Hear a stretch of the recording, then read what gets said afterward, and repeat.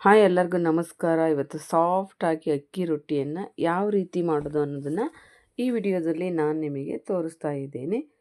ಜೋಳದ ರೊಟ್ಟಿ ಹಾಗೆ ಇದನ್ನು ಕೂಡ ಬೇಕಾದಷ್ಟು ದೊಡ್ಡ ರೊಟ್ಟಿಯಾಗಿ ಮೆತ್ತಗೆ ರೊಟ್ಟಿಗಳನ್ನು ಮಾಡ್ಕೋಬೋದು.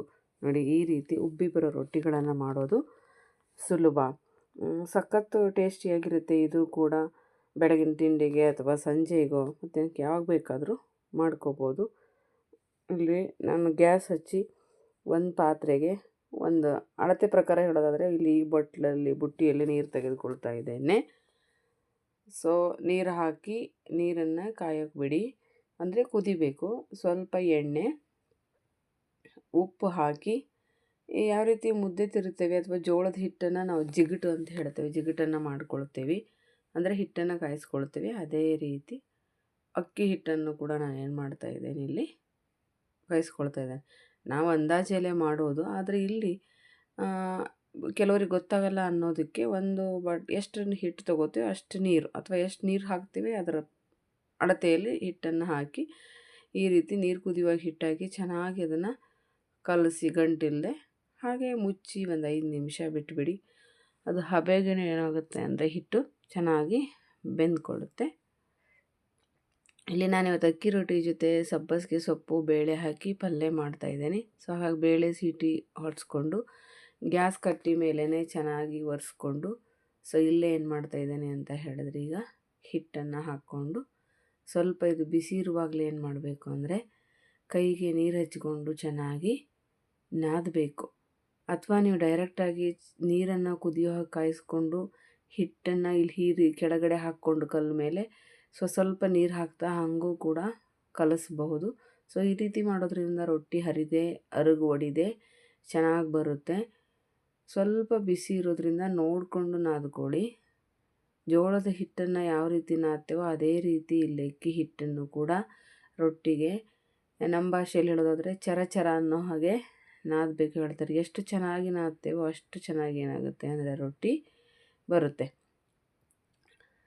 ಅಥವಾ ನೀವು ಜಾಸ್ತಿ ಒಮ್ಮೆಗೆ ನಾದಕ್ಕಾಗಲ್ಲ ಅಂದರೆ ಹಾಗೆ ಒಂದು ಅಂದಾಜಲ್ಲಿ ನಾದ್ಕೊಂಡು ನೀವು ಈ ರೀತಿ ಸ್ವಲ್ಪ ಹಿಟ್ಟನ್ನು ತೆಗೆದುಕೊಂಡು ನೀರು ಹಚ್ಚಿ ಚೆನ್ನಾಗಿ ನಾದ್ಕೊಂಡು ಒಂದು 2-3 ಉಳ್ಳೆಗಳನ್ನು ಮಾಡಿಟ್ಕೊಂಡು ಕೈಯಿಂದ ಬೇಕಾದರೂ ನೀವು ಎಷ್ಟು ದೊಡ್ಡದು ಬೇಕಾದರೂ ಬಡಿಬೋದು.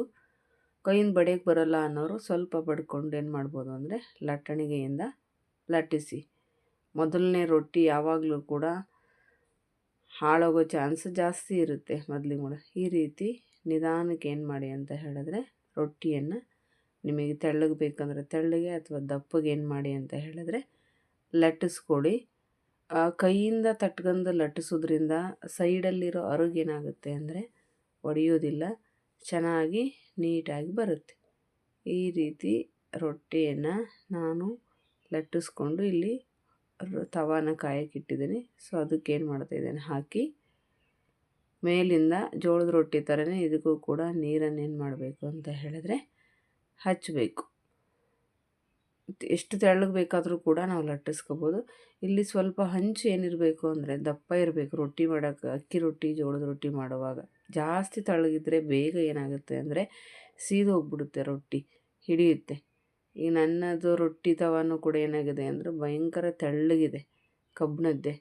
ಅದಕ್ಕೋಸ್ಕರ ಅದೇನಾಗುತ್ತೆ ಅಂತ ಹೇಳಿದ್ರೆ ಬೇಗನೆ ಕತ್ತು ಹೋದಂಗೆ ಕಾಣ್ತದೆ. ನೋಡಿ, ಮೊದಲನೇ ರೊಟ್ಟಿ ನಂದು ಸ್ವಲ್ಪ ಏನಾಯಿತು ಅಂದರೆ ಅಲ್ಲಿ ಅರಗು ಕಿತ್ತೋಯ್ತು.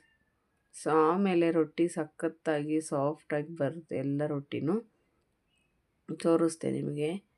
ನೋಡಿ, ಈ ರೀತಿ ಒಂದು ಬಟ್ಟೆಯಿಂದ, ಚಲೋ ಕಾಟನ್ ಬಟ್ಟೆ, ತೊಳೆದಿರೋ ಬಟ್ಟೆಯಿಂದ ನೀವು ಒತ್ಕೊಂಡ್ರೆ ರೊಟ್ಟಿ ಉಬ್ಬಿ ಬರುತ್ತೆ. ಒಂದು ರೊಟ್ಟಿ ರೆಡಿ ಆಯಿತು. ತುಂಬ ಸಾಫ್ಟಾಗಿ ಬರುತ್ತೆ ಅಕ್ಕಿ ರೊಟ್ಟಿ. ಇದಕ್ಕೆ ಎಣ್ಗಾಯಿ ಪಲ್ಯ, ಕೆಂಪು ಚಟ್ನಿ ಕಾಂಬಿನೇಷನ್. ಆ್ಯಕ್ಚುಲಿ ಅದು ಸಖತ್ ಟೇಸ್ಟಾಗಿರ್ತಕ್ಕಂಥದ್ದು.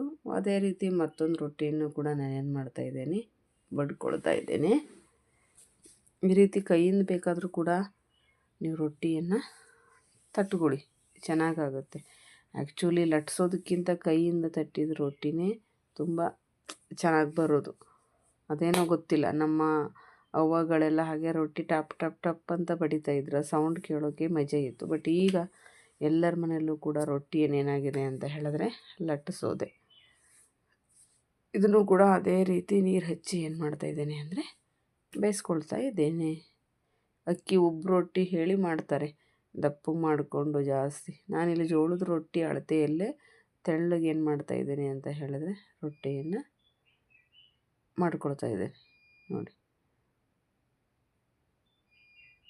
ಹಾಕುವಾಗ ಸ್ವಲ್ಪ ವ್ಯತ್ಯಾಸ ಆದರೂ ಕೂಡ ತೆಗಿಯೋದಕ್ಕಾಗೋದಿಲ್ಲ. ಈ ರೀತಿ ಚೆನ್ನಾಗಿ ರೊಟ್ಟಿ ಏನಾಗ್ತಾಯಿದೆ ಉಬ್ಬಿ ಬರುತ್ತೆ. ಒಂದು ಸಾರಿ ಟ್ರೈ ಮಾಡಿ, ಇಷ್ಟ ಆದರೆ ಬೇರೆಯವ್ರಿಗೂ ಕೂಡ ಶೇರ್ ಮಾಡಿ. ಇದು ಮಲೆನಾಡು ಜನರಿಗೆ ಪ್ರಿಯವಾಗಿರ್ತಕ್ಕಂಥದ್ದು ಅಕ್ಕಿ ರೊಟ್ಟಿ, ಆದರೆ ಎಲ್ಲರೂ ಕೂಡ ಇದನ್ನು ಟ್ರೈ ಮಾಡ್ತಾ ಇದ್ದಾರೆ ನೋಡಿರಿ. ಈ ರೊಟ್ಟಿನೂ ಕೂಡ ರೆಡಿ ಆಯಿತು. ಹೀಗೆ ಎಲ್ಲ ರೊಟ್ಟಿಗಳನ್ನು ಮಾಡಿ ಇಟ್ಕೊಂಡು, ಅಂದರೆ ಇದನ್ನು ಮಾಡಿದ ಕೂಡಲೇ ಆವಾಗಿಂದ ಆವಾಗೇ ತಿನ್ನಬೇಕು, ನಡೆಯುತ್ತೆ. ಮಧ್ಯೆ 3-4 ತಾಸು ಇಡೋಕ್ಕೆ ತೊಂದರೆ ಇಲ್ಲ. ಅಂದರೆ ಜೋಳದ ರೊಟ್ಟಿ ಥರ ಜಾಸ್ತಿ ಹೊತ್ತು ಇಟ್ಕೊಂಡು ಅಥವಾ ಒಂದಿನ ಬಿಟ್ಟು ಇಟ್ಕೊಂಡು ತಿನ್ನೋಕ್ಕೆ ಆಗೋದಿಲ್ಲ ನೋಡಿ. ಇಷ್ಟು ಚೆನ್ನಾಗಿ ಬರ್ತಾಯಿದೆ, ಮಾಡೋದಕ್ಕೂ ಈಸಿ, ಆರಾಮಾಗಿ ಮಾಡ್ಬೋದು. ವಿಡಿಯೋ ನೋಡ್ತಾ ಇರೋರು ನಮ್ಮ ಅಡುಗೆ ರೆಸಿಪಿಗಳಿಗೆ ಸಪೋರ್ಟ್ ಮಾಡಿ, ಮತ್ತು ಬೇರೆಯವ್ರಿಗೂ ಶೇರ್ ಮಾಡಿ, ಲೈಕ್ ಮಾಡಿ, ಕಮೆಂಟ್ ಮಾಡಿ. ನೀವು ಯಾವ ರೀತಿ ರೊಟ್ಟಿಗಳನ್ನು ಮಾಡ್ತೀರಾ ತಿಳಿಸ್ಕೊಡಿ. ಸುಮಾರು ನಾನು ಒಂದು 10 ರೊಟ್ಟಿಗಳನ್ನು ಮಾಡಿಕೊಂಡೆ. ಎಷ್ಟು ಚೆನ್ನಾಗಿ ಬಂದಿದೆ.